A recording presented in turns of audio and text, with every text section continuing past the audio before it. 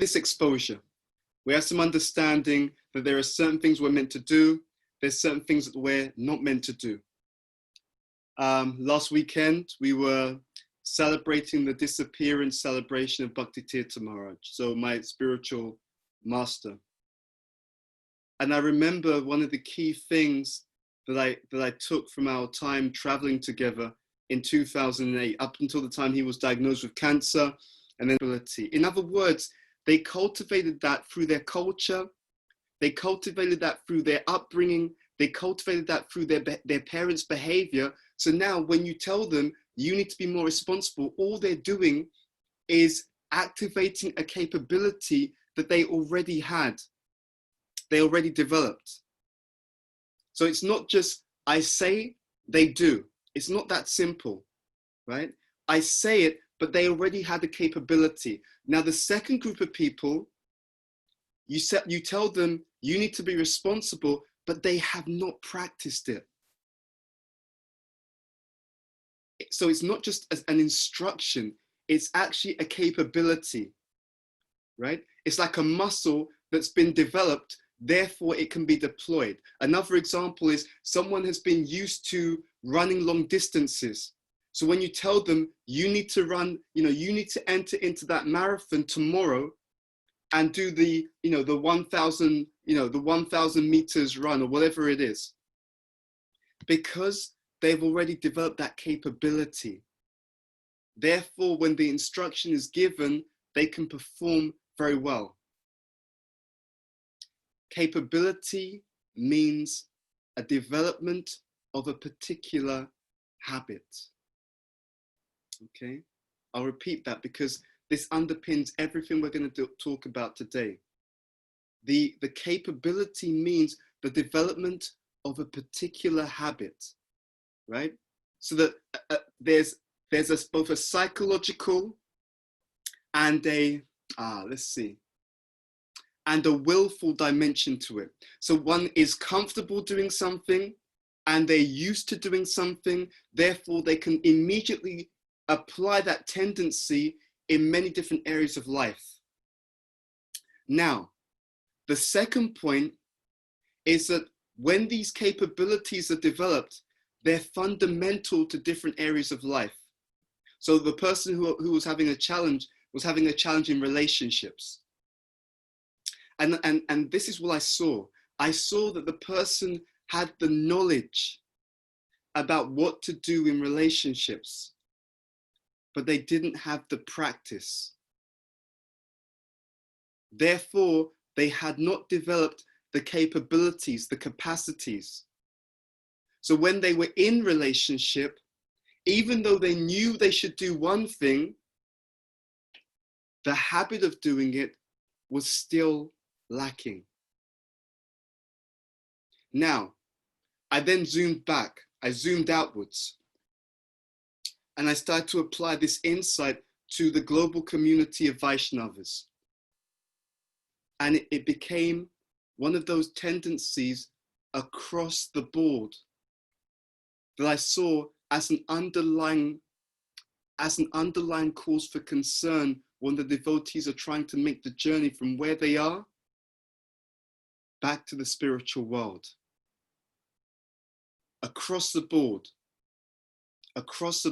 And it very much resonated something that I remember, I think I first heard this in a class by Sachinanda Maharaj, saying that the devotees, basically the point he's making is there's this overload of knowledge.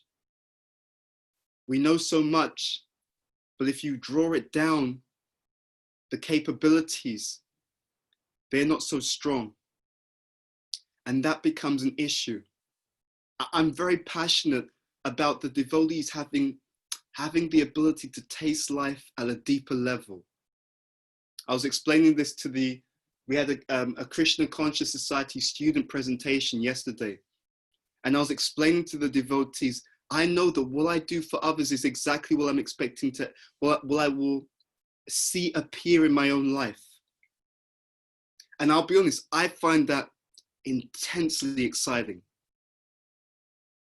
Because I can understand, therefore, that as I help others in establishing themselves not just stably, but blissfully in spiritual life, and experiencing all the treasures, the gems, the ecstasy that is being made available by the Guru Parampara at this time. The ecstasy that's being made available by the Guru Parampara eternally. As we help others to experience that, then the attainment will be explosive and extraordinary. So that's the framing for our presentation. That a habit is a capability. That we as devotees, we have so many teachings. What we're really trying to do is to make those key fundamental teachings come alive with practice. I remember reading a statement by Srila Prabhupada. He says, habit means second nature, so practice. What we want to present to you, therefore, in the time that we have together, are certain key, you can call them habits, or certain key capabilities that will empower you, and they will empower you not only in your devotional life, but they will empower you in life in general. And of course, our life is meant to be devotional in general. We're meant to have the mentality whereby we see every single thing that we do as like a conduit that brings us closer to Krishna. Okay? And these 7 habits will definitely do that. The days of being philosophical are gone. We need 2 things. We need deep application, deep understanding and relevant application plus practice. So you need to understand things properly, apply them properly, and apply them to the extent that they become second nature, which means habit. Okay, I repeat that. This is a formula for you. Proper understanding. That's the first point. Second, relevant application. So you have to know how to apply what I've learned practically in my life. And then you need to practice doing that day in, day out, until it becomes second nature. I've been, while this lockdown has been on, I've been practicing yoga. And I'll tell you honestly, some days I just don't feel like doing the yoga workout. But what I've seen, and it's very interesting, I've seen that even the days that I don't feel like doing it, when I get to my yoga space, I feel like my body almost goes on autopilot. Right? It just gets into the rhythm. And once I start, I just follow it through. And that's where you want to be with Krishna consciousness. That's where we want to be with these 7 habits or 7 capabilities of highly effective devotees. And I'll also add to that, these capabilities have also come about through careful observation of devotees who are excelling, who are excelling, who have excelled in spiritual life. Okay, and I try to look at them and consider those people. And when I say excel, by the way, I don't even mean externally, although that is part of it. My primary thing is when there's an ecosystem of excellence, right? There's an ecosystem of excellence, and it correlates to the modes of material nature. You have some devotees who seem to excel externally, but inside nothing much is going on.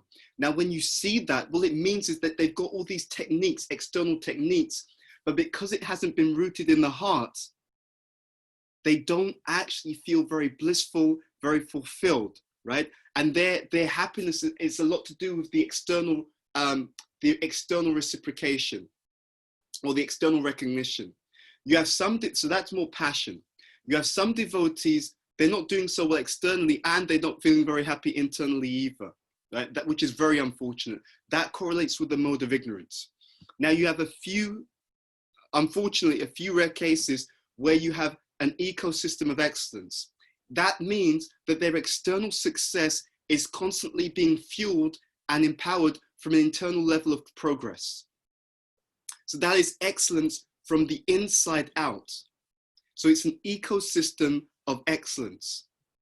And when you have an ecosystem of excellence, what it means is that that person has what I call, this is my my concept for this session, what I call the Bhakti battery.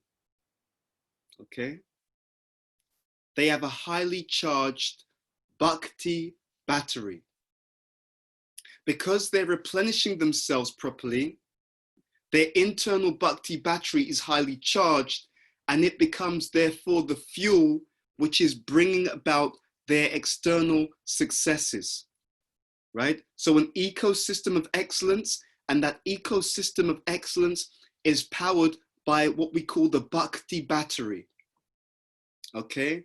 They're charged devotionally, and their devotional charge is actually playing out through their life, through their interactions, through their relationships, through their service. And it's called an ecosystem because it's happening fluidly and consistently.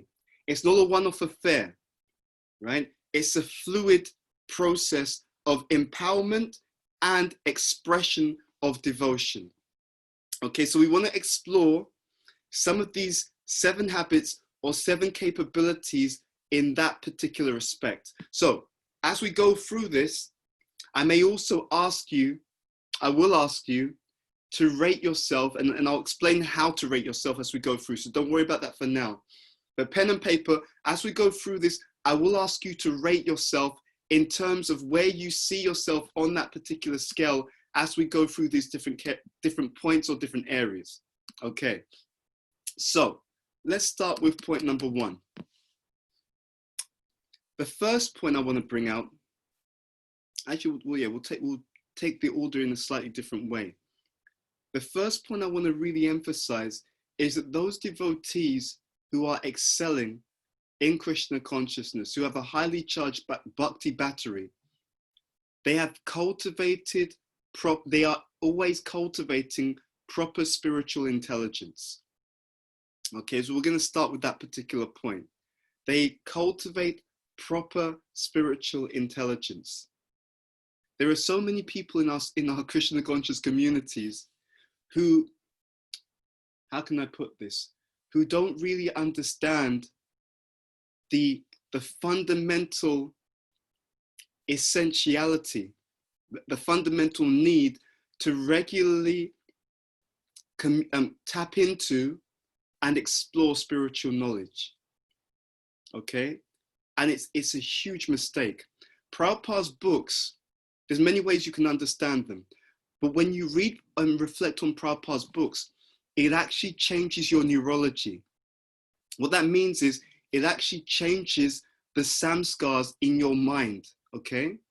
All of us have samskars because we've all been brought up a certain way. And again, this is something that you can test.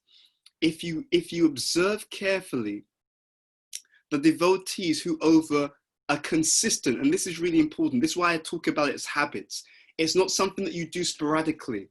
It doesn't get you the same empowerment, but the devotees who have a habit of consistently reading and reflecting on spiritual knowledge, if you examine how they used to be and how they are, you'll see that they've rewired their minds.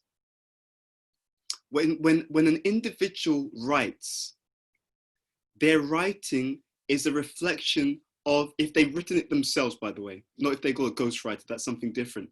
But if an individual has written something themselves, their writing is actually a reflection of their thought pattern. So therefore, when you constantly read and reflect on their writings, you actually associate with them, you associate with the way that they think, and you become influenced by their character.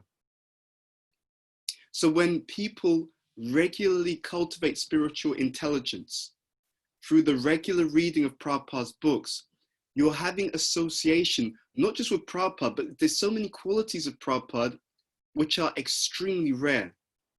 One of them is that Prabhupada is fearless. Okay? He has absolutely no fear. There's a system of personal development which looks at how to understand people's character, and it's called the ocean system. Okay, so O stands for openness, C stands for conscientiousness, E stands for extroversion, A stands for agreeableness, and N stands for neuroticism.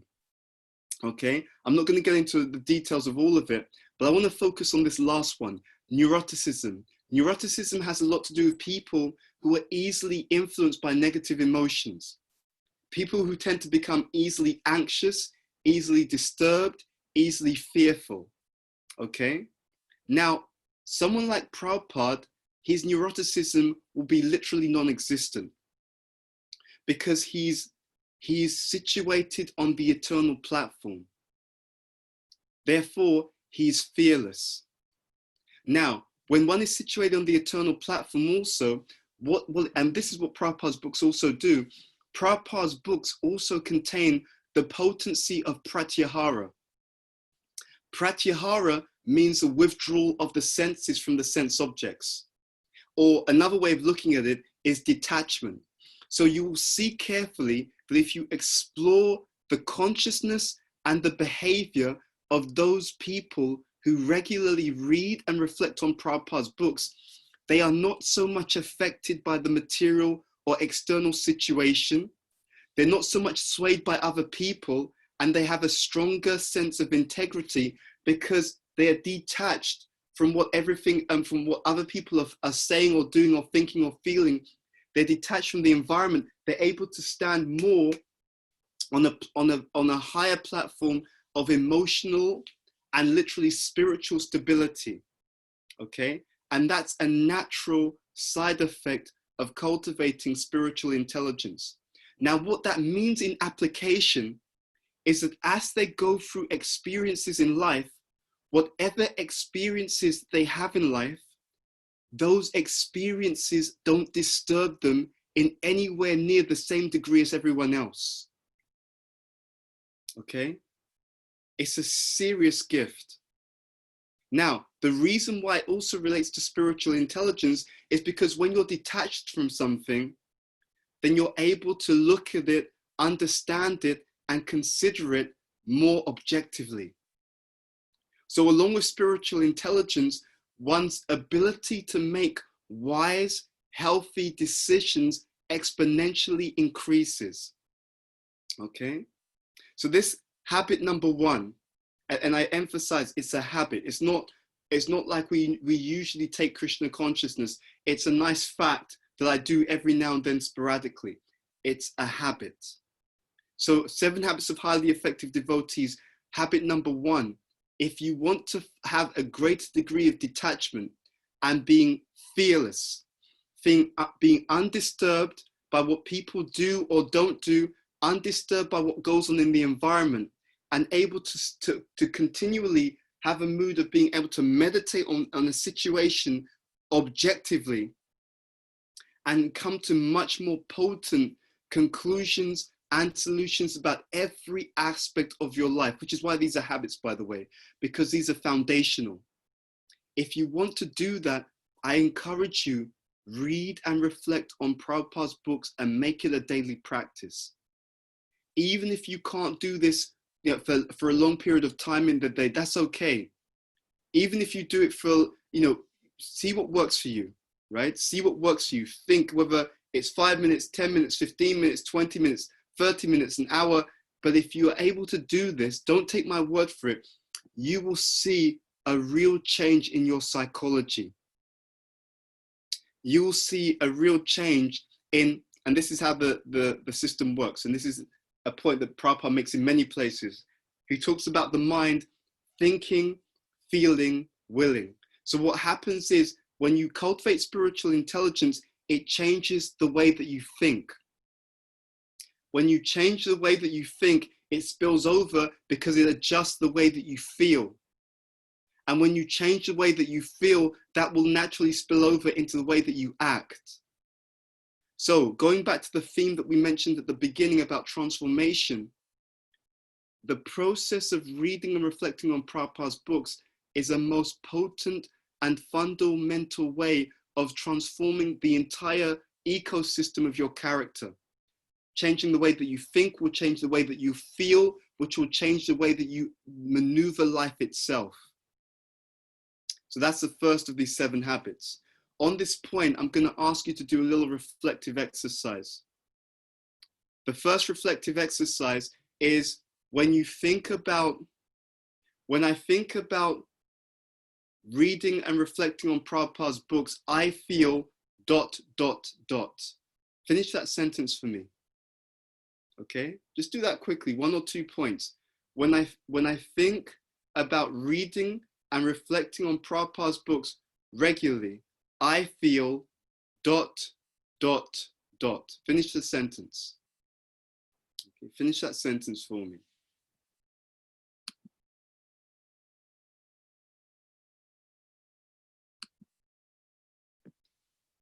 And the reason why I ask you to do that reflection is because as a spiritual family, we will often see, and I can see Krupa made a comment, thank you, exhilarated. We can often see that for many people, that ... isn't necessarily so positive.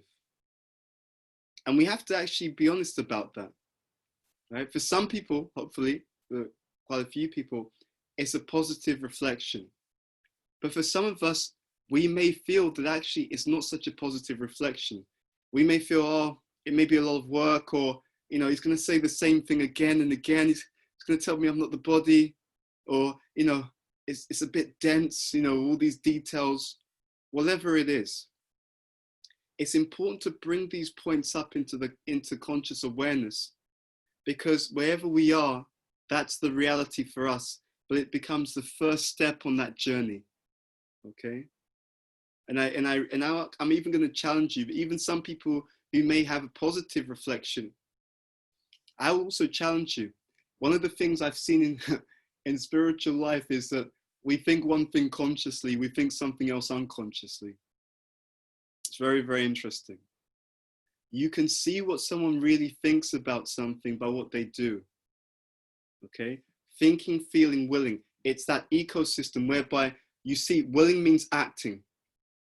So what people have really deeply accepted in their heart, that's indicated, that symptom, the unbreakable symptom, is how they behave. You see? Is actually how they behave. So someone may say, yeah, I've accepted that we should be tolerant. But when the situation arises, they're not tolerant. Because it hasn't become something that's rooted to their heart. Habit means rooted to the heart. Okay? So it's something to cultivate, something to practice. We want to encourage you to make that something that you practice consistently.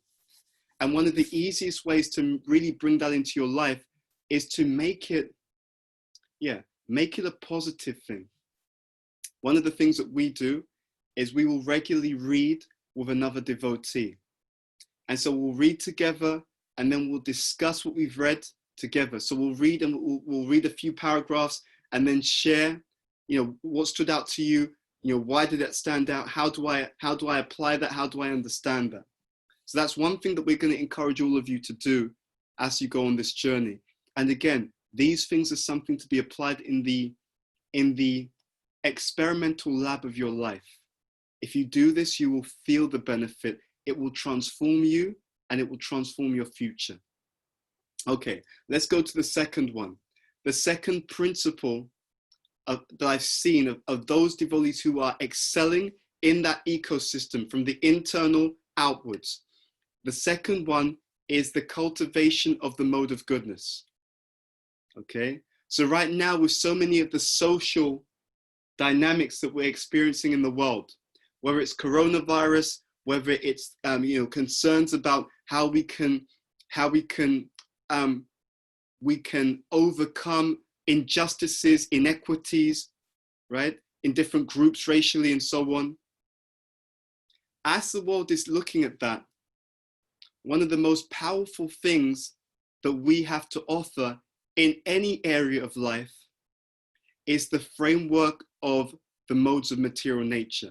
And this second habit is distinctly the application of the mode of goodness. What the modes of material nature do is that they allow you to predict the outcomes in different areas of life based upon the mode that the area is in. And I'll give a very simple example. If you have, for example, an individual whose finances are in the mode of ignorance, okay, let's look at that. So we know that each mode has its symptoms. So for example, the mode of ignorance is symptomized by, let's say, unconsciousness, lack of awareness, right? So in the Bhagavad Gita, Krishna talks about the mode of ignorance, sleep, laziness, etc. So one is a lack of conscious awareness, right? So someone's like, how are your finances? I have no idea. I don't know. They don't know what's coming in. They don't know what's going out, etc. Right? So a lack of awareness of what's going on, right? Ignorance. The mode of ignorance may be also fear, a fear of even looking and exploring what's happening in a particular area, ignorance. Okay, another aspect of ignorance. I was looking at some research on this actually just earlier. There was a study done and it was about people's relationships. And you had one, I believe he's a psychologist, who's able to predict with 94% accuracy if a couple are going to divorce. I was just actually looking at the research because I was going to use it for some other seminars. I'm doing a seminar on relationships for the School of Bhakti. I think it's the 5th of July. And so I was going to leverage this research in this seminar. So in the seminar, what they found, the reason why he could predict the couples who were going to have a divorce is because in those couples, and you'd observe them, he would see that on the surface, they were being, formally polite to one another. But what was so interesting is he would see that formal politeness, what do you think about this? Oh, that's nice. Look outside. There's a car there. Oh, that's interesting.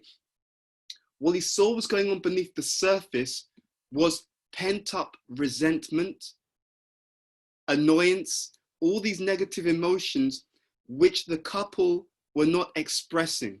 Now, you could take it a step further. The reason that they weren't expressing it was because they tried to have previous conversations, probably where they'd been shut down or where they'd said something and they'd been kind of counteracted, they'd been cut, they'd been criticized. So then what was happening is now they learned not to say anything externally, but that didn't mean the relationship was good. It just meant that the negativity was boiling up beneath the surface. Now, when you look at it, what does that mean? It means you're dealing resentment, bitterness, negativity. You're looking at the lower mode. You're looking at ignorance. And what does it do? We know from our scripture that when you invoke the mode of ignorance, the outcome is destruction. So in that couple or those couples where they'd shut each other down, they couldn't really say what they really think because of fear, ignorance. Fear of what? Fear that if I say what I really think, I'm going to get cut down again. So you have all this boiling up of resentment, which is now being repressed, repression, ignorance.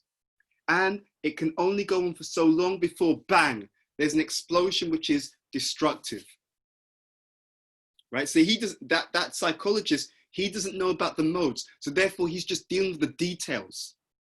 But the huge blessing that all of us have is that we can decode literally any area of life through the modes of material nature. Anything, whether it's your finances, whether it's your health, whether it's your relationships, you can do a decode. You can do a diagnosis and see, okay, what mode is that in? So the mode of ignorance is characterized by unconsciousness, wrathfulness, laziness, lack of awareness, fear, negativity, repression. The mode of passion is characterized by greed, lust, exploitation or manipulation, short-term manipulative behaviors, tactical. Now the mode of goodness, which is the second habit, is characterized by acting in knowledge. Is characterized by thinking of the long-term well-being of yourself and others. It's characterized by being considerate and selfless. It's characterized by balance. That means taking good care of yourself and also taking care of others. I was in India. It was a few years ago, and I was with my god family, a particular god sister of mine, and she's a coach, and she does what is called somatic coaching. And she made a brilliant point, and it really hit me actually. And when she told me, I started to look and I could see what she said. So in somatic coaching, one of the things that she had learned was the ability to understand very deeply about an individual just by their external behavior. And she was telling me about one very advanced devotee that she knew. And she made a very powerful reflection about that advanced devotee. She said what she saw in the behavior of this advanced devotee. In their behavior, she said, I observed that person, they were very comfortable in taking up their own legitimate space. So somatic coaching, you look at the behaviors, the physicality, the interactions, etc. So she said, I saw in that advanced devotee, he's very comfortable in taking up his legitimate space. He's very comfortable being himself in a legitimate way. And at the same time, he allows other people to also take up their own legitimate space. And I thought, yes, that's a symptom of the mode of goodness.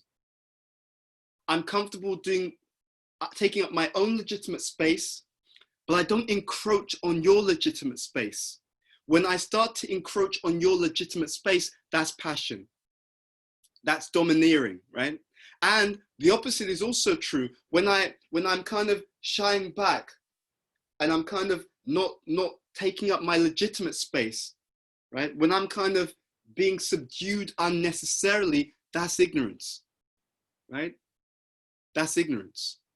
So both the mode of passion and the mode of ignorance do not lead to healthy, balanced outcomes. But the mode of goodness does.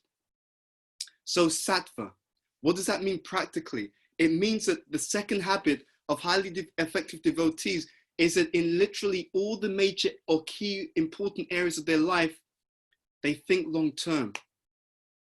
They do things in knowledge. Yeah? They practice balance. And when they do that, you can predict that even, and again, this is important, in the mode of goodness, you have to put some work in the beginning. It's an investment more in the short term, but it leads to profound, sustainable, and very fulfilling, very solid, stable, and deep outcomes in the longer term. So the first habit of highly effective devotees is the regular cultivating of spiritual intelligence in a way that's positive, in a way that's inspiring, and that's done continuously. The second habit is making sure that at least the major areas of life are done in the mode of goodness, right?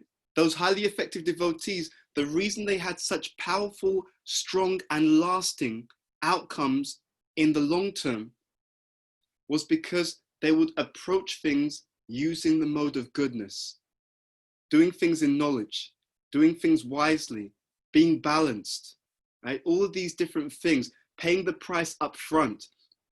You know, sometimes people want to get into their own business, and that's okay. But you see that there are some people, in order they want to get into their own business, they will pay the price up front. They will be an apprentice to a business person. They will learn about business. They'll practice. They'll take inventory, right? What am I doing well? What do I need to improve on? And you see that not only do they improve, but the improvement that they make lasts because they're prepared to pay the price in the short term.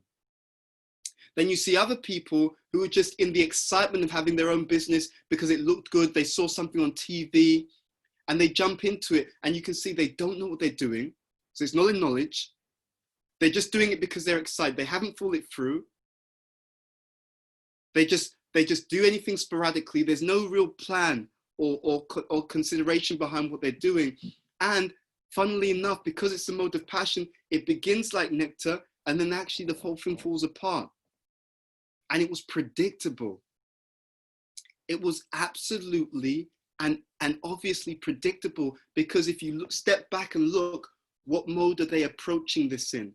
They're approaching this in the mode of ignorance or passion. And therefore, you know it's going to fail. I was approached, I'm just going to be very honest. A few years ago, one devotee, and they don't live in the UK, they approached me to do a particular project. And I just did an evaluation about the project, about who was involved, about what they were trying to achieve. And I saw heavy, heavy mode of passion. And I knew if I get involved, I had two choices. Either I get involved and I have to rework the entire project, because it was heavily tilted to the mode of passion, which means it was just going to be a car crash, right? I mean, I also considered, well, do I have the capacity to get involved and rework the entire project? No, I don't.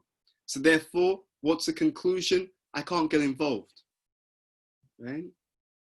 And this is how people who are really progressive think. The mode of goodness always wins through in the long term. So please do yourself a favor. The other thing psychologically is when you do things in goodness, it actually affects your unconscious. You unconsciously have a sense that it's going to be successful, right? Now there's a caveat here, and it's important to mention this before I go on to the next habit.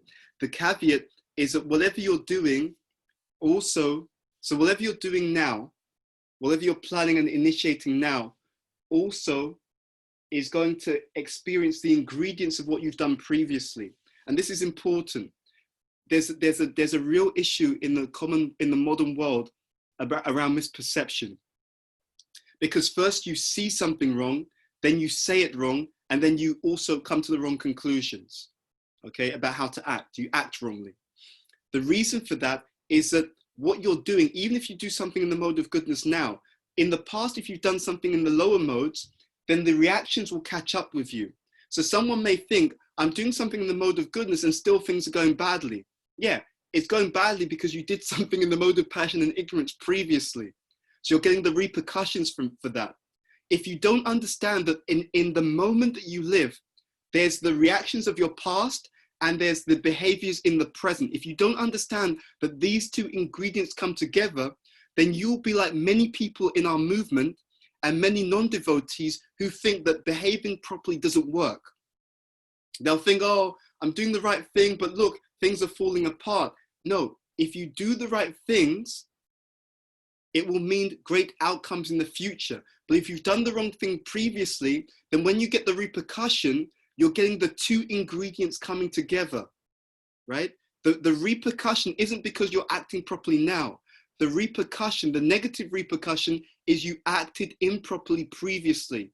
But the only way through the repercussions of our previous improper actions is to behave properly in the moment. I was reading Bhakti Tirtha Maharaj's Leadership for an Age of High Consciousness, one book, and we've now got all the books, practically all the books are available on Amazon, so people can order them from all over the world. And he makes a very profound point about this. He said, if you act properly in the present, that means you behave properly with people, you have integrity in your dealings, you don't make offenses, all of these different things. If you act properly in the present, you're guaranteed that your future will be auspicious. Now, further to that, if you act properly in the present, even if you've behaved improperly in the past, what will happen? If you act properly in the present, your consciousness will be so strong, so high, and so stable that when you meet the repercussions of your previous negative behaviors, it won't affect you so much.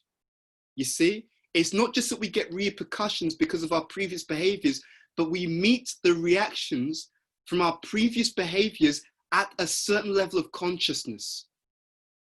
This is a hidden secret to the teachings of spiritual life. Yes, 2 people got sick, right? But you didn't get sick like Prabhupada. When Prabhupada's body falls apart, Prabhupada is at such an extremely high level of consciousness, his ecstasy continues. Then you've got Joe Bloggs. Joe Bloggs gets sick from a very low level of consciousness. He's completely distraught. The experience of our previous reactions is colored by consciousness. So please do yourself a favor, practice these 7 habits. These 7 habits means that you experience everything from a higher state of consciousness. And that's the game changer. Consciousness is the game changer. Okay, so number 1 is spiritual intelligence. Number 2 is sattva. Number 3, and these are a build. Through spiritual intelligence, it helps us to access sattva. Through sattva, it's easier to come to number 3. Number 3 is self-knowledge. Okay, now what do I mean by self-knowledge? I've mentioned this many times, so I'll just touch upon this briefly. It's the idea of playing to our strengths. I was giving a presentation to the students yesterday, and I gave them this statement: no ID, no impact. Okay, what do I mean by that? Your identity is a compass, okay? Whether it's in friendships, whether it's in marriage, whether it's in service, we should be prepared to do the needful, but where we have an opportunity, we should think, what are my talents? What are my temperament? 2T, talents and temperament. And that helps you to understand where you can be most productive in your contribution. There are some people, they love management. They love it and they're good at it. So the temperament and the talent is for management. So you give them that particular responsibility, they're very good at it. Now, if they don't have that capability and you put that there, you've just made everything in their life harder. Why? Because now it's going to take them more psychological resources to get that job done. Okay? Second thing, they're going to be less productive and they're more likely to make mistakes.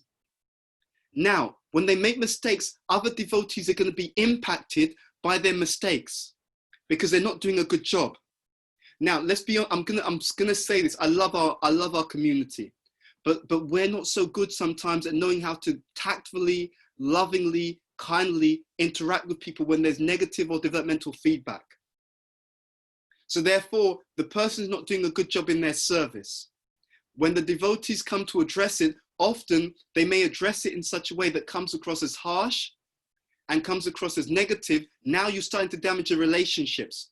Or they're trying to take away my service. You know, I'm doing a good job. They don't understand. And all of these things could have been avoided if we gave people service according to their nature when and where possible. Right? But that requires this point. Point number 3, it requires self-knowledge.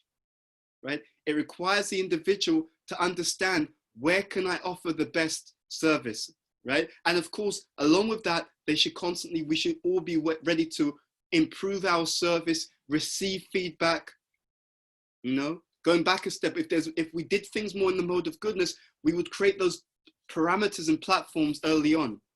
I marvel at, for example, what they do in Chowpatty, rotating leadership.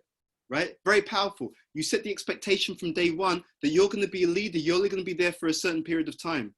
You're going to be there for 4 months. Then it's going to rotate. So what does that do? It stops me becoming attached to my position, attached to the perks of my position, attached to the prestige that comes from my position. Because someone has had the common sense to think ahead. And that's what mode of goodness does. It allows you to think before the situation, to think ahead, to have foresight. Okay, we're doing this. How do we do this in the mode of goodness? I gave a talk about the current social climate, the racial injustices, the transformations in that area, and also the coronavirus. Check it out if you have some time. It's called The World Today. And I mentioned in that presentation that there's leadership in 3 modes. Okay, leadership in the mode of ignorance, you're neglectful, right? Ignorance is neglectful. You don't take care of something properly. You also may be, what happens in ignorance, you may be dismissive, right? You don't provide, so there's inactivity. Leadership in the mode of passion, you're manipulative or exploitative. Leadership in the mode of goodness, you're supportive and you're protective. You see? Supportive, also has a lot to do with knowing the person. You know what they are, where they are, what's happening in their life, therefore you can provide proper support. So self-knowledge is a precursor for you supporting yourself in your own spiritual life optimally. Okay, you need to know yourself, know where you are on your journey, and therefore it helps you to understand what you need in order to take the next step forward in the most auspicious, significant, and progressive way. So number one is spiritual intelligence. Number two is sattva. Number three is self-knowledge. What are my strengths and weaknesses? What am I good at? What am I bad at? Right? Who can, how am I developing the ability to take feedback? Self-knowledge has a lot to do with being in community and in relationships. Because through healthy relationships with people who you trust, who they trust you, you're their well-wisher, they're your well-wisher, then you can actually be a bit vulnerable and say to them, you know what do you think I'm good at?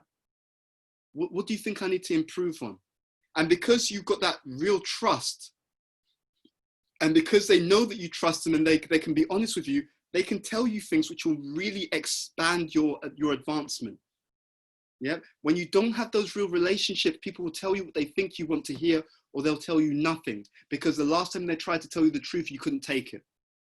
And that's why many of us, we don't grow properly. So self-knowledge is number three. Number four is proper, so it links to this self-knowledge, and we've just touched upon it, proper association and friendship. I've really kind of touched upon that point already. You have to develop that, but you have to do it by being someone who's worthy of friendship. We all need friendship, but can you handle real friendship? Right? Friendship happens when I'm prepared to extend myself towards another person for their growth and development. And it often helps when you're friends with people who are swajati. Okay?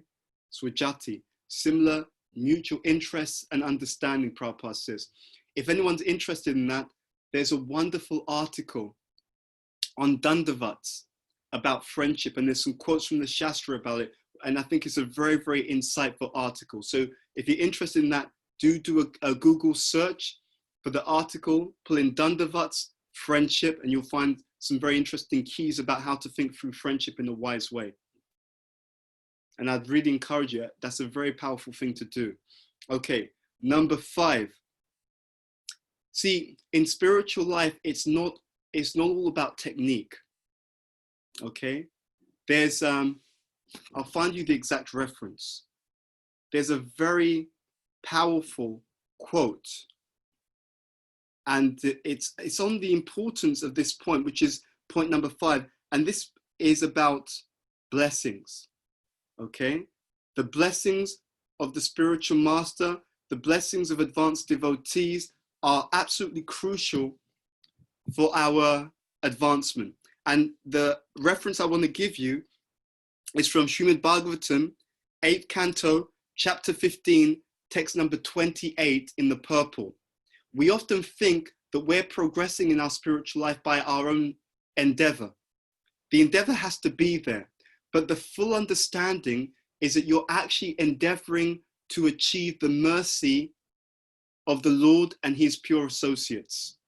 Okay? So I'll just read you two statements from that purple. This is, as I said, 8:15:28. By the pleasure of the spiritual master, one can get extraordinary power, especially in spiritual advancement. The blessings of the spiritual master are more powerful than one's personal endeavor for such advancement. So you should understand, don't think that whatever advancement you've made in spiritual life is coming from your actual effort directly. It's a gift. Even the ability to surrender to the spiritual master is a gift that's been given to us by Krishna and his pure associates, when they see that we're doing everything we can to please them. So let's be very clear. Your effort in spiritual life is to please the pure devotees. And by pleasing the pure devotees, you receive a blessing that allows you to make advancement. Their blessing opens the door to advancement. It's not that your effort directly makes you advance. That's not how it works. And people don't understand that. Now, The next point, which is equally important, is that in order to hold the blessings, you actually have to be humble. So I see the devotees do this mistake all the time. They think that it's by their technique that they're making advancement, and therefore they're arrogant or they're offensive. I'm going to do a talk soon, and it's called the Bhakti Formula. And there's a formula that I'm going to share with them. And the formula is PRO. So you have to act like a pro. This is the underlying principle of spiritual life. This is the Bhakti formula. Point number one, you have to be exposed to pure devotion, right? So like this blessings that are being pleasing the servants of the Lord, right? So pleasing the servants of the Lord, the pure devotees. You have to act like a pro. P stands for pure devotion. That can come in the form of the holy name. It can come in the form of the pure scriptures like the Bhagavatam. It can come in the form of the pure devotees. So you have to be exposed to that pure devotion. Plus, second point, you have to be receptive to that, which is why I'm talking about humility. Humility makes you receptive to and able to hold the blessings that you're given by other devotees. If you're not humble, and it's not something you can do just when you ask them for blessings, you have to be humble all the time. You have to cultivate humility all the time, because they can be praying for you. They can be thinking about you at any time. It's not just when you ask for it. So and also when you do service and someone comes across your service and they think, that's great, you can get a blessing. But if you're not humble, the blessing just bleeds through you. So pure devotion, P. R stands for receptivity. That has a lot to do with being humble, so that you can hold the blessings. And then the third point, so PR0, it's a formula. Pure devotion plus receptivity minus offenses. If you make offenses, you lose the empowerment. PRO. You have to act like a pro in spiritual life. Pure devotion plus receptivity minus offenses. That's the Bhakti formula. Okay, that is the Bhakti formula. And it relates to this point about blessings and empowerment. So if we cultivate humility throughout our spiritual life, and humility is something that's tested, you'll be tested, right? That devotee who pushes your buttons, you're expected to be humble. You're not expected to be a doormat, but you're expected to be humble. So you deal with it in the way that Krishna is pleased. Humility means, in essence, Krishna is in the center. I try to do everything in the way that Krishna will be pleased according to my current level of advancement. I've studied this very carefully. Devotees make a mistake about humility because they try to act on a platform above their level of consciousness. So there's a way to be humble as a beginner in Krishna consciousness. There's a way to be humble as a madhyam in Krishna consciousness. There's a way to be humble as an uttama adhikari in Krishna consciousness. When Haridas Thakur is being whipped in 22 marketplaces, that does not affect his devotion. So for him, he can do the full range of expressions of humility. He can act in the way that's humble for the neophyte. He can act in the way that's humble for the madhyam. He can act in the way that's humble for the uttama adhikari, because he is an uttama, so he can have any expression. Because his level of advancement is so great, none of whatever's happening to him doesn't affect him. But Prabhupada, if you read Prabhupada's books, he constantly says, we cannot imitate. So when we're a neophyte and someone's pushing our buttons, and it's now causing me to be resentful and to be critical and to make offenses, no, humility for the neophyte is, okay, this person, I'm not strong enough spiritually to take this without becoming offensive. So my humble expression is, maybe I'm just humble, and if I don't need to deal with that person, I may keep a distance, you see? So humility, and if you study Prabhupada's books carefully, that's why you'll see he gives different definitions of humility.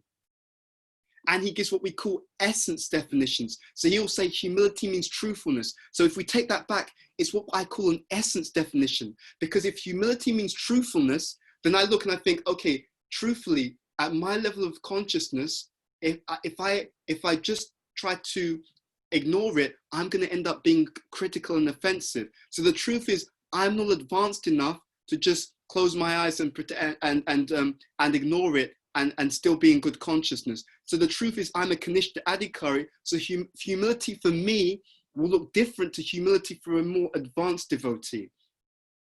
Okay, so it's about being humble again. Humility means truthfulness. You see, it's about knowing how to express it according to consciousness. So there's more than one expression, and when you don't know, you take good association to find out, and you progress properly in spiritual life that way. So this is point number 5, right? Which is another habit of highly effective devotees: to receive and to hold blessings by cultivating humility. Okay, point number 6 is good routine. Okay, and I'll go through 6 and 7 quickly, then we'll have time for questions. Number 6 is good routine, right? So Prabhupada talks about morning program. There's even more to it than that. So if you sleep before 9:30, from 9:30 onwards, throughout the day, different doshas, Ayurveda talks about doshas, different energies are active. If you sleep after 9:30, what happens is the Pitta dosha becomes active. So your sleep will be of a lower quality, right? And that, of course, correlates. If you sleep later, you're entrenching on the lower modes, right? So you sleep later, you're allowing more of the mode of ignorance to come into your life, and you're going to wake up later, which means you get less of the mode of goodness hours. So I'd like you to think about it like this. You and I, we all have the same 24 hours, okay? For you and I, and again, it links back to the modes, we know that the morning hours are the mode of goodness hours. So up to, I think it's from about 2 a.m. to 10 a.m. is the mode of goodness period. From 10 a.m. to 6 p.m. is the mode of passion period. From 6 p.m. onwards, again till 2 a.m., I believe, it's the mode of ignorance period. And that's universal for everyone. Now, get this. This is really important. So consider ignorance is like iron, passion is like silver, goodness is like gold. Now, even though those same periods are universal for you and I, some of us are picking up more gold and picking up less iron. Someone else is picking up less gold and more iron, okay? So you could consider that throughout your life, you've picked up a certain amount of your existence in the mode of goodness hours, okay? That's like maximizing the amount of gold that you've taken from the day. Usually most of us are awake during the mode of passion hours, okay? And some of us minimize our time being awake in the mode of ignorance hours, which means you trade the iron for gold. Think about that. If you go to sleep early, you're not awake as much in the mode of ignorance period in your life, right? You spend less time being conscious in the mode of ignorance hours, but you use the mode of ignorance to recharge your body, which is what it's meant for. But you're awake you spend more of your life over time in the mode of goodness hours. You're more awake and more conscious during the mode of goodness hours. That means, again, you've maximized your mind's contact with the mode of goodness energy. And that mode of goodness is more valuable than the mode of ignorance. So if you have a good routine, you're actually trading iron for gold. And it will play out. It will affect your mentality. It will affect your decision making. It will affect your emotional stability, right? And you can look this up. There's a thing called the circadian rhythms. Even having a routine in of itself helps to make an individual more emotionally stable, okay? So trade iron for gold, okay? You can trade in the mode of ignorance hours to maximize the mode of goodness hours. You can spend more of your life in the mode of goodness, which will cause you to accelerate the mode of goodness in your consciousness, which allows you to think more clearly, to be more insightful, and to also progress faster in your spiritual life. So point number 6 is having a good routine. And I recognize that not every one of us can do that. We may have children and so on. So do the best you can. That's the point. You optimize. You don't try and make it perfect, but you do what you can to optimize. Okay. And what you can't do, don't worry about it.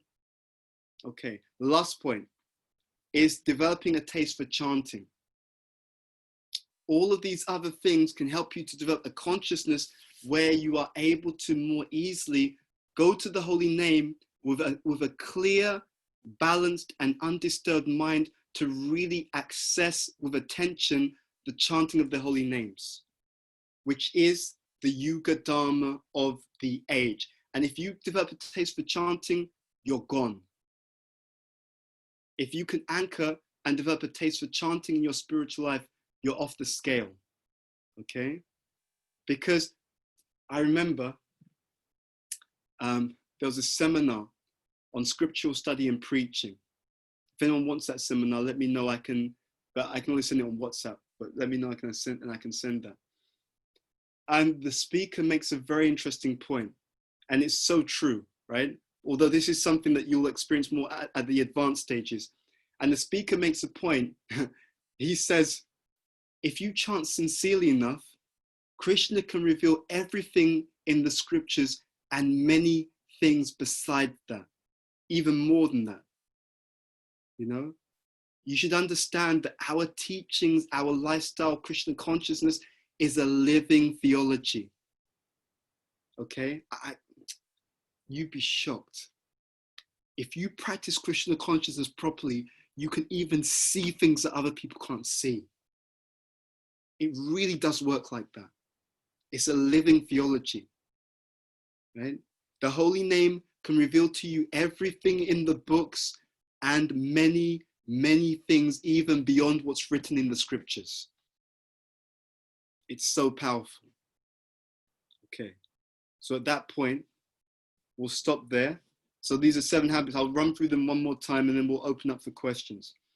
Number 1, and these are habits because they're the regular cultivation. It's not, if you do these things inconsistently, it's better than nothing, but if you do it consistently, then they become explosive, explosively powerful.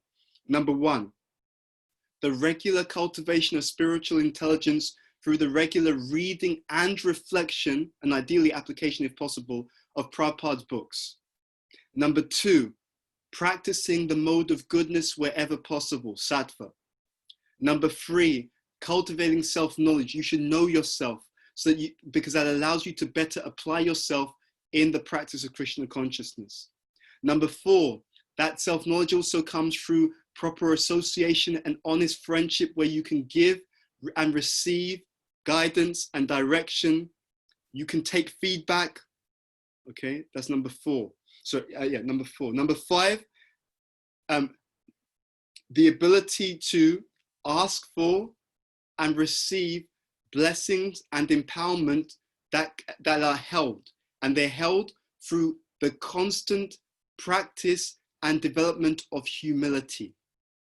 Okay, that's number 5. Number 6, developing a good routine, meaning wherever possible, trade the mode of ignorance hours, minimize those, and maximize the mode of goodness hours. Okay, that's number 6. And last but not least, using all of these things, or even without using all of these things, developing a taste for the chanting of the holy names of the Lord. And bear in mind that these other things will help you to be in a mindset where you're much more able to really develop a taste for chanting. Okay? If you do these 7 things, you will feel tremendous advancement. Your spiritual life will be blissful. It will just be an adventure. You'll love Krishna consciousness. It'll be so much fun. You'll have more ecstasy than you can handle, right? These 7 habits of highly effective devotees. Okay, I'll stop there. And I'm going to ask the organizers, so how does this work? Will you field the questions, or how are we going to do this? Hare Krishna, Prabhuji. I think people come on audio and ask the questions. That'd be good because okay, we have a question here from Vindavani Mataji. First of all, otherwise people can, if they want to ask an audio, that's fine as well. So we have one in the chat area. Mataji says, "How do we understand what level we are on, Mhm. and therefore how do we practice humility?" Okay, I will put it another way. I'm going to start with the end of your point. So consider this. How do I practice humility in a particular circumstance? So going back to the essence of it. So humility means truthfulness. So the first thing is you should be, to be humble, you have to face the reality of the situation. So what's actually going on? What are the dynamics playing out? And then also humility means to put Krishna in the center. So you can consider what's actually going on and be honest about it. Second, what are some of the things that Krishna would like to see happen in this circumstance? Because there's always more than one answer, okay? And the answers are different for different people. So let's say that it's my daughter who's doing something wrong. Okay, I've got a responsibility, it's my daughter. So Krishna would consider that as the father, I should speak to the daughter and address the issue, okay? So it's also a relationship. It may be that that someone's doing something wrong and I've got no relationship with them, you know, but I know that I can speak to them in a way that's going to inspire them to improve their behavior. So then I try and speak to them. It may be someone's doing something wrong and they're senior to me, okay? So, you know, it's not my place to correct them. I'm going to go to someone who's their peer and let their peer address the issue. You see? So the way to make it practical is to first be honest about the situation. What we often call being humble is usually just being sentimental. And I'll be honest, behind sentimentality is usually selfishness. I want to be sentimental because I prefer to stick my head in the sand because it makes an easier life for me. Okay? That's not good, by the way. That's actually quite selfish. At the same time, you shouldn't just jump into every single issue because you also have your service and it's not that you need to correct everything. We're not the ISKCON police. Okay? So you should consider, where's my responsibility? So some things you have responsibility and capacity for, okay? Some things you have, it's not your responsibility to deal with it, but you have capacity. Capacity means you have time and space to deal with it, you have the energy to deal with it, and you're competent to deal with it in a way that's going to be uplifting and move everything closer to Krishna's will. So anyway, the point is that you should try and understand your position in that situation. It's situational, which is why I'm changing the way you've asked the question. It's situational, okay? Let's say that you're the leader of a particular community and there's an issue going on. It's your job to deal with it.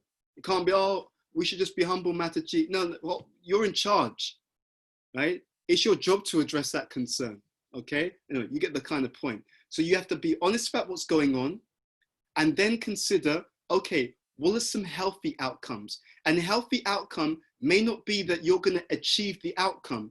It may be that you will help to move that situation one step forward towards a healthy outcome because that's what you can do in this situation. So try to understand things, and the best way to understand it is to speak about it with someone who's also a well-wisher of everyone concerned and who can therefore allow us to objectively brainstorm what's going on and how, if we can do anything, how we can do something to contribute to moving the situation forward in a healthy way. And bear in mind that sometimes you can't fix a situation overnight. Sometimes a way to deal with a situation is that you're going to help the other person in the situation to be inspired to improve the situation themselves.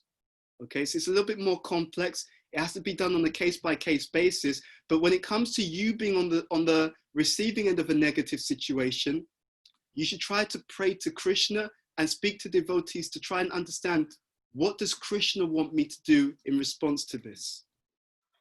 And there'll often be more than one healthy outcome. And then you try your best and you look for feedback from the Lord through the association of devotees, right? You try one thing which is in line with Guru Sadhu Shastra, see how it plays out. And then that may indicate that you can do a bit better, or it can indicate that you need to dial it down. So you're looking for feedback through the association of devotees, through the guidance of devotees, and through how Krishna reciprocates as you're engaging in different behaviors. So I hope that gives some ideas in that question.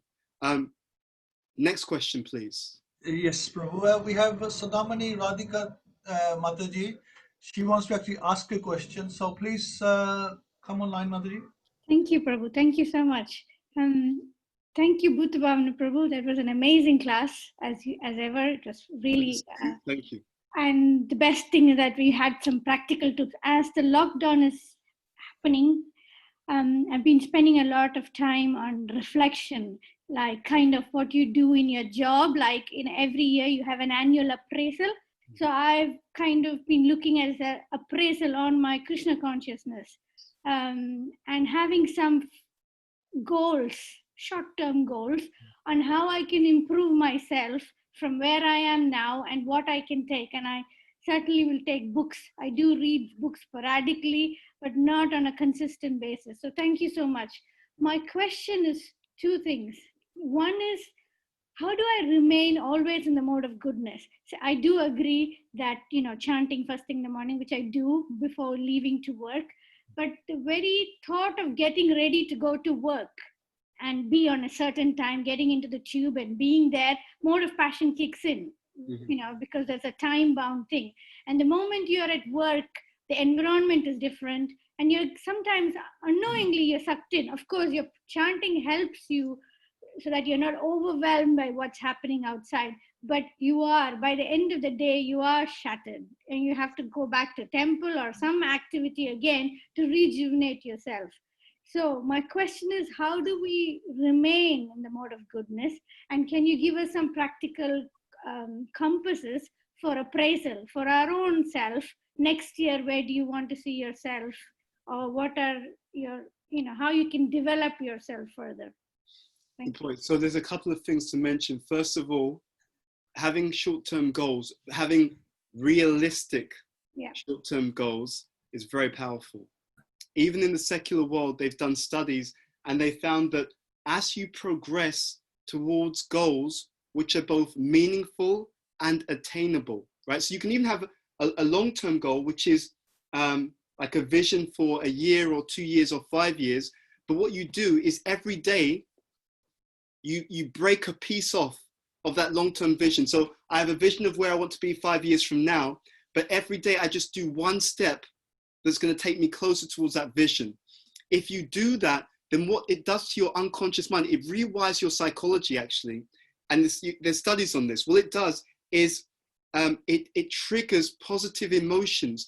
When your unconscious mind sees you every day moving towards goals that you see are meaningful and attainable, it triggers and increases a sense of positive emotion, right? Because you feel you're progressing. All 7 habits that I've given you all help to invoke the mode of goodness. If you do these 7, they do help. Now, I want to bring out this other point though, because you talked about inventory. That was one of the complaints that my spiritual master had about the movement, is that we don't take inventory. That regular inventory is also a symptom of sattva, because it's being aware of the reality of the situation, right?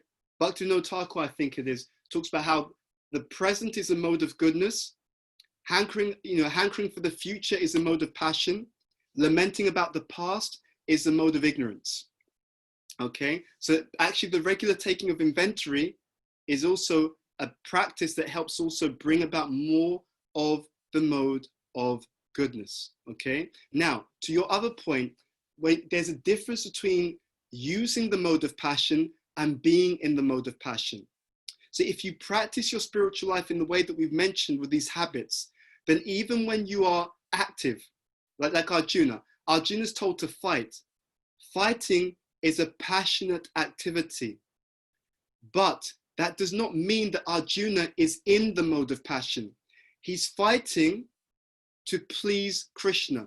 Therefore, his intention is of a higher mode, but his action externally is in a different mode.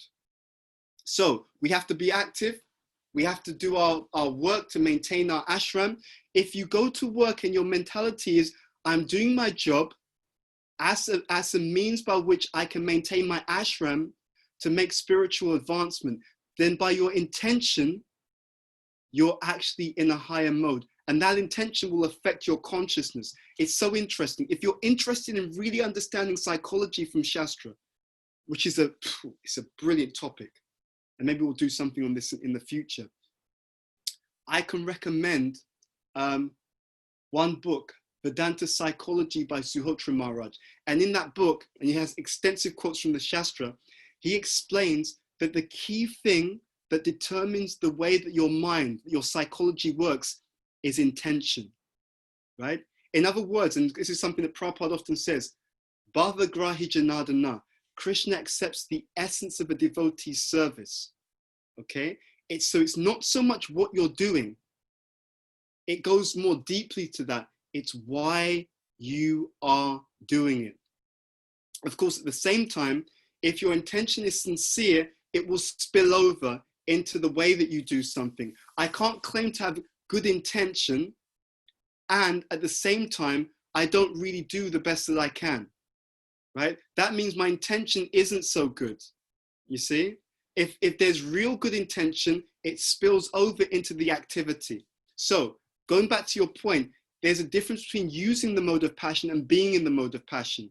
If I do my job with a spiritual intention, I'm learning this, I'm doing this work because I can see there's some skills that I can use in Krishna's service to spread the movement. So what's the intention? My intention is to spread the movement.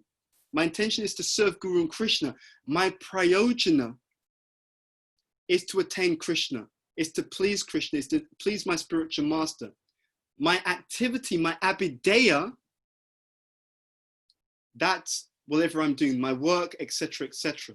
Okay? So that's the way that we're meant to think about it.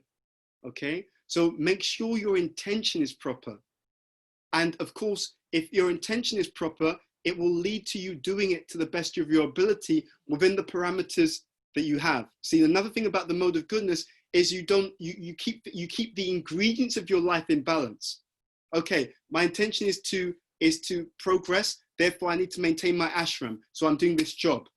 I don't overdo it, whereby I'm doing my job all the hours God sends and I've got no time for my sadhana and for my association.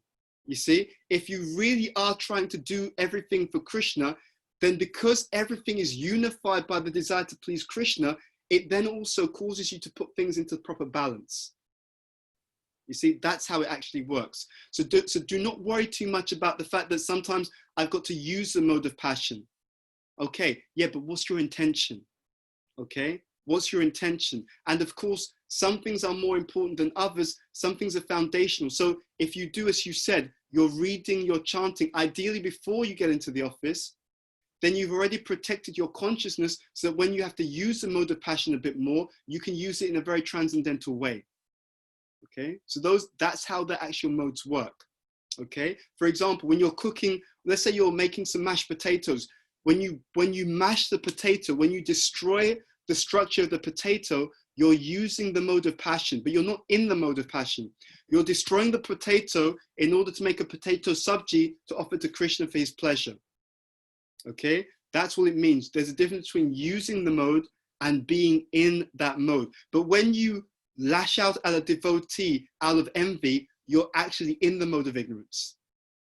When you're greedy for some prestige rather than for serving the others, when that's the motive of the service, you're in the mode of passion.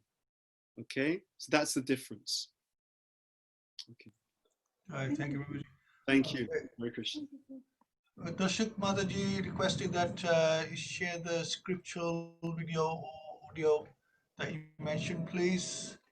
And, that audio is not online, so maybe I can send it on to Mayapur Madhava, and then he can make it available to those in the community. So it's a seminar. It's a 2-part seminar called Scriptural Study and Preaching.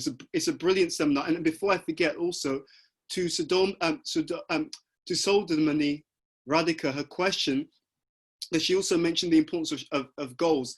If you're interested in that, there's a chapter in Spiritual Warrior, I believe it's 4 or 5. And all the books, as I said, they're now available on Amazon. So you can order any of the books by Bhakti Tirtha Swami. So there's a whole chapter on the importance of short-term goals. And he talks about why it's so important. And one of the things he says, which is very interesting, so thank you, Sudhamani Radhika, for saying that. He says, if you don't plan, Maya will plan for you. If you do not have healthy spiritual goals that you're trying to reach towards, what you do is you leave space in your life and you leave space in your consciousness for Maya to just come in and give and divert you with other wasteful activities which don't progress you spiritually. Thank you, Prabhu. Okay, we have Raj Lakshmi Mataji would like to know. She says, Hello Prabhu, thank you for such an amazing class. Please, could you state the benefits of a good routine? Yes, so we touched upon this. It helps you to maximize the amount of hours that you spend in your life in the mode of goodness, right? And it helps you to minimize the amount of hours that you are in your life influenced by the hours of the day which are in the mode of ignorance. That's one. Second, there's a concept called, and you can look this up, it's called the circadian rhythms, okay? So they've done studies on this, and they found, like even now, when the coronavirus hit, there were some people, they had a good routine. When you have a good routine, studies have found it helps you to be more emotionally stable, okay? Let's think about that. When I look at the word emotional stability, is stability a function of ignorance? Is stability a function of passion? Or is stability coming from the mode of goodness? Answers in the chat window. Just one or two people can answer. What do you think? Stability has to do with which mode? I'm just gonna wait for, yeah, absolutely. Everyone knows that, right? Everyone knows that stability comes from goodness. Now, when you have a good routine, it's like a good business, okay? A good routine or any good habit. See, a habit is actually an internal system, okay? That's what a habit really is in essence. It is an internal system that has been practiced so much that you do it automatically. So it's a system. So good businesses work like a system. I was approached, I was approached years ago by one guy, and he wanted to do business and he wanted me to be involved in his business. And he had a system, and he told me his system for his business. And I won't go into what his business was, but what he did the system for his business was that he would, for his business to work, he'd need to get a certain number of customers. So we had a system, and a lot of businesses do this. He knew where his audience was situated in terms of like where they were situated in terms of what magazines they would read, what articles they would look at online, what websites, etc. He knew that if he advertised on those platforms, let's say that he knew that if he advertised on those platforms, he would always get a 2% response rate, right? So let's say the advertising was in Vogue magazine, right? He knows that that magazine has his target audience, and for every time he puts out 10 adverts in Vogue over the year, he would get a 2% response. And of those 2% of people who respond for further information, 1% of those people would then buy his product, which would make him enough profit to manage for the entire year, right? See, it's just, I remember one Prabhupada disciple said this to one of his disciples who told me, and he said that business is two things. Business is maths and relationships, right? So this is the math side of things. He knew the conversion rate. So he had a system. It wasn't let's see what happens. He had a distinct system that he could use, and he knew that if he used that system, there'll be consistent results. So a good routine is like an internal system. And just quickly, where we have, yes, Kishan Bone Prabhu, he would like to know any practical tips on how to reflect on the scripture. How do we know what we are doing? How do we know that we're doing it properly? Okay, so I had a discussion with one of my mentees about this a while ago, and then he's very, very progressive. He created like a bookmark, and I'll see if he may even drop some of those bookmarks off to me today, but I'll see if I can pass that on. But the basic point is you can keep it very simple. Two things. First of all, for those of you who have access to Satyananda Swami's Tree of Life manual, there's a section in there on studying of scriptures. Okay, so there's some things that you can use in that. It's a small section. It's very, very useful, very practical. But I would say you can keep it as simple as when you read, just think what stands out to you. You know, just something that's interesting that you can explore. But if you want to get into it in like a really in-depth science, I gave 2 seminars earlier this year on studying Prabhupada's books. That's one way you can do it. And then the scriptural study and preaching seminar goes into it because it's such a large topic. But you can just look and see what particularly stands out to you, what particular thing resonates with you, and why, because different things will stand out at different times.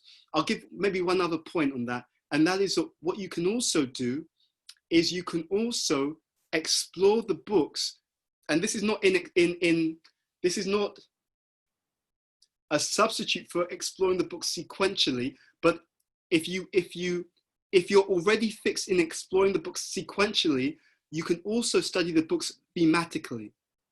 So for example, let's say you want to understand more about the power of studying Shastra. You can go on Vedabase and look at different things that Prabhupada said about the power and the potency of exploring the Shastra, and all the things that you can gain from it to deepen your enthusiasm for doing that activity. Let's say that you're struggling with sex desire. You may think, you know what, I'm going to make that a project. Let me see everything that Prabhupada said about lust, about sex desire, how to overcome it, and you make it into a project. So rather than just what happens to be on the page, you go looking for key topics of interest. Maybe you're struggling to deal with the mind, right? Okay, let me study. What did Prabhupada say about the mind? And you can go on Vedabase, go on Vanipedia, whatever it is, and start looking up what did Prabhupada say about the mind and techniques in that area. And that way you get a comprehensive understanding, not just 1 or 2 sentences, but you start to get a comprehensive 360-degree global understanding on different areas of spiritual life, which are particularly relevant for you. That can be a very exciting way to study the Shastra. Okay, thank you, Babaji. And another one from Shilpa Mataji. Can you highlight 3 key words of effective leadership in our service, please? Could you repeat the question? The signal's a little bit unclear. Okay. Can you highlight 3 key words of effective leadership in our service? Okay.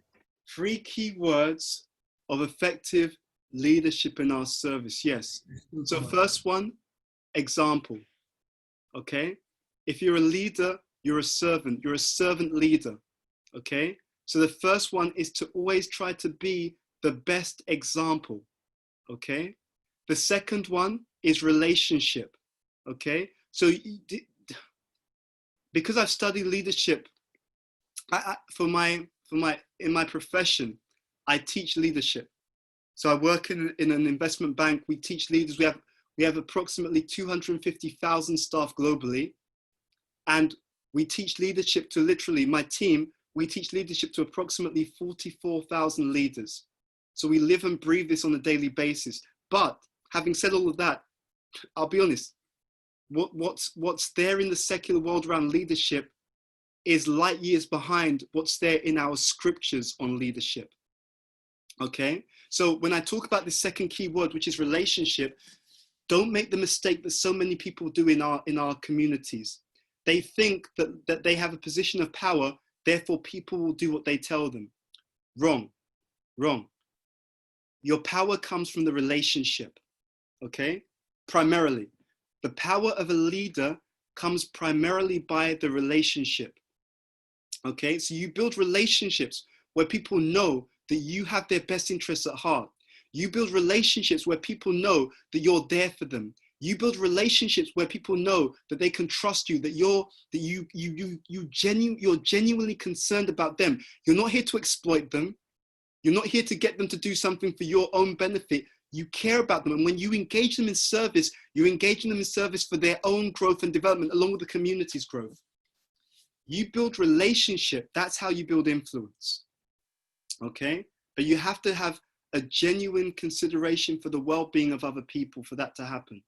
Okay? So one is example, and included in that is, well, yeah, let's just say examples. Try to be a role model of selflessness and of service. 2 is relationship, and 3 is humility, right? All the times in our communities where things go wrong is where people in positions of responsibility don't work on their false ego. And it's not false ego when the situation arises. You should be practicing humility every single day as a leader. I had an hour and a half conversation with one devotee yesterday who kind of I'm mentoring. And what we were talking about, that devotee had been given an award in their job, in the company they worked for recently, because their company, and my company, funnily enough, I was skeptical when I first heard about it. But in the modern world, there are many companies and they're talking openly and espousing servant leadership, right? Seriously. And when the company I work for, when I went for interview, I challenged the person, one of the people who interviewed me was the global head of talent. I mean, this person is extraordinarily successful, respected in the industry across, and I challenged him. I said, I saw you guys talk about servant leadership. Really? Like, tell me honestly, is that really, like, are people just saying that? And they didn't lie to me. They said, that's coming from the top of the company, right? And of course, we're trying to make sure that more and more people buy into it and align with that, okay? So example, relationships are what give you influence. And the third one is humility. You can't afford to be a leader and to be puffed up, because even if you have good intentions at the beginning, you're being puffed up, your lack of humility will damage everyone. Because this is what I was explaining to this devotee yesterday.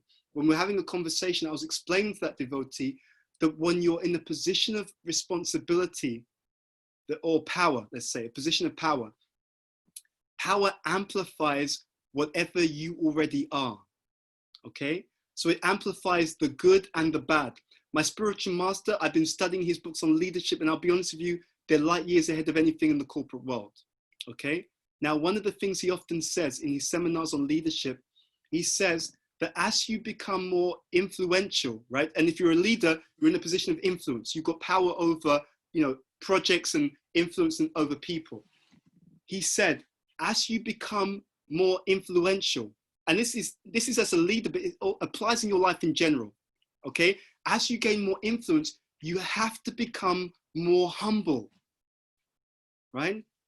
You'll see that when the leaders fall down, or when the leaders have a car crash, or when the leaders exploit people, or when the leaders damage things for no good reason, it's because the ratio of power to humility goes out of balance, okay? And you'll see, funnily enough, the leaders who excel as leaders and who excel in a sustainable way over many years or decades, right? Your Radhanath Swamis, you'll see that a subtle thing happens in their life. They've developed such a great level of humility that they can be given so much power and they just don't fall down. You see? So the point is, if you really want to be a leader who's consistently powerful and consistently empowered, what you should do is you should make sure that your capacity for humility is constantly growing, because Krishna watches you as a leader, and he'll see that if your humility is always greater than your empowerment, he can empower you to a very high extent, because you can handle so much power without falling down. But if you don't have that, then it's just a question of time before you become abusive with the power that you have. And of course, abuse can happen with a small a, and I hope it just stays in that, but we don't need to go into that, really gross territory, okay? That's the hidden science of leadership. See, in these points, for example, that point about the leader having to become more humble, otherwise they can't balance their power, you won't find that in the secular community. They don't know that stuff. But in the spiritual teaching, that's understood. Right? There's so much in the spiritual teachings about leadership that the outside world, they've never even heard of this stuff, right? So those are some points. So let's see, example, relationship, humility. Humility also means that you've always got something to learn. And when you're humble, one way to practically practice humility as a leader, you already set up systems of regular feedback, okay? It's not that you're used to doing whatever you want. No one tells you when things are not going well. You've got an ego, so you can't hear when even though everyone can see where you can improve, and no one can train you. to be a humble leader, part of practical demonstrations of humility for a leader is you're doing constant training and you have constant feedback from peers, juniors, and seniors. And you take that on board. Another way of being humble as a leader is you do some menial service. Something that's going to practically keep your ego grounded. And if you do that, you can be empowered. Fantastic. Thank you, Ravi. Just two more questions then. Time's ticking. This is from Jagat Bandhu Prabhu. This is going back to point 3, self-knowledge. Mm-hmm. I might be performing certain activity and think that you are good at it, Mm-hmm. but that is a personal perception or assumption. Mm-hmm. How do we understand we are situated properly? Please. Yes. Sorry, did you finish your question? Actually, that was it. I'll just repeat it. So about self-knowledge, I might be performing certain activity and think that I'm good at it, but that's my personal perception and assumption. So Mm-hmm. how do we, exactly understand where we are? Okay, so there's two things. One is as we develop our spiritual consciousness, we'll be able to see ourselves more clearly. That's one point. But the second is nothing should be dependent upon our own perception only. That's where Maya takes everyone out. Maya takes a devotee out where the devotee's mind becomes their guru. If you ever, my spiritual master wrote this, if you see someone who's powerful or influential and they lack humility, then you should run in the opposite direction, okay? And a way to think about this, when you see someone who's becoming increasingly influential and they have no one who they can take feedback from, that means there's gonna be trouble because their mind has or will become their guru. So the way that we avoid that, and to the direct question, is you always have feedback loops.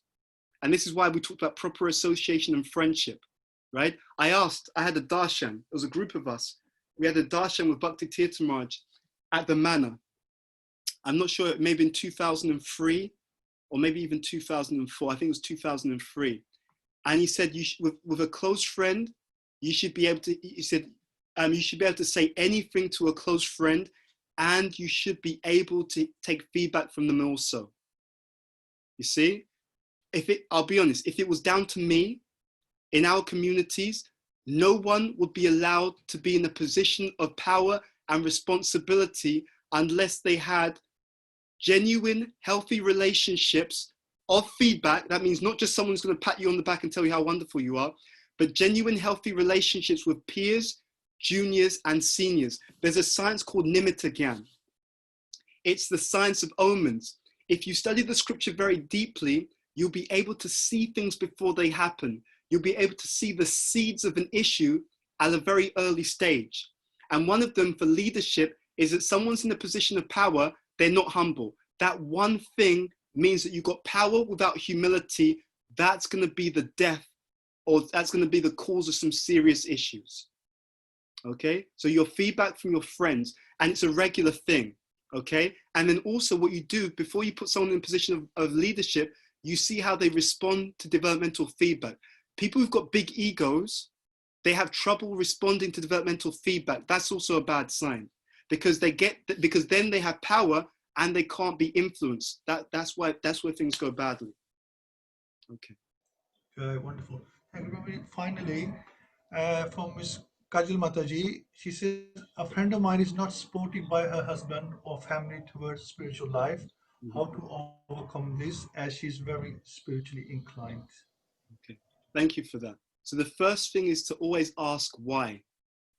Okay, so if I'm in a situation where I do not feel supported, and I don't mean why it's in a negative sense, I mean it in a very empowering way, because the why or the awareness becomes the precursor to defining the situation accurately and therefore defining a solution that really deals with the root issue. Okay, so is it that I'm not supported by my family because the way I practice Krishna consciousness was neglectful of them? And if that's the case, then I should make sure I do it in a balanced way where I also show them I care about them. You know, my being a devotee doesn't mean that I won't spend time with you. It doesn't mean that I won't love you. It doesn't mean I won't take care of my responsibilities. That's one reason. Is it because they've actually tried to force the rest of the family to do what they're doing, right? And then the family just became a bit averse because it was pushed on them, and they were made to feel guilty because they weren't on the same level and they weren't following all the principles when this person was following.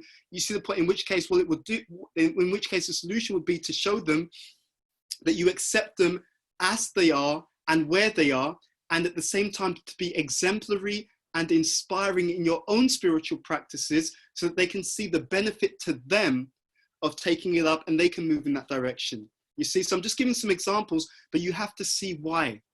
Okay, and it's a sensitive thing, but going back to this point about humility, we have to see to what extent am I also responsible for them having a bit of a negative view towards supporting me in my journey, right? And that's not to criticize. It may not be that you've done anything wrong, but we start with us. And the reason we start with us is because that's the only person that we can directly control, okay?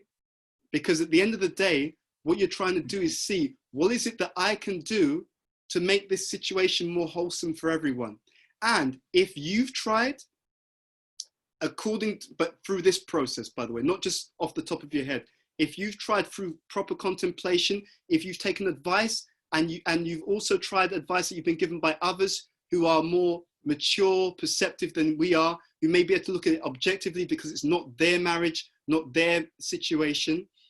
If you've prayed on the situation as well, okay? In other words, if you've done the best within your field of capability, and if you've also, in a sensitive and appropriate way, had other people try to help the situation to improve, and if you've done it consistently and nothing works, then, and this is a bit sensitive, then we may take it, but at least for now, Krishna knows that it's better for us that we're in this situation and there's something that we can gain from the challenge that can actually elevate us in Krishna consciousness. I read a quote yesterday, and it was a quote by Radhanath Maharaj, and he was talking about, it was giving the analogy of exercise. And I heard the similar point made by my own spiritual master, that sometimes, you're doing press-ups.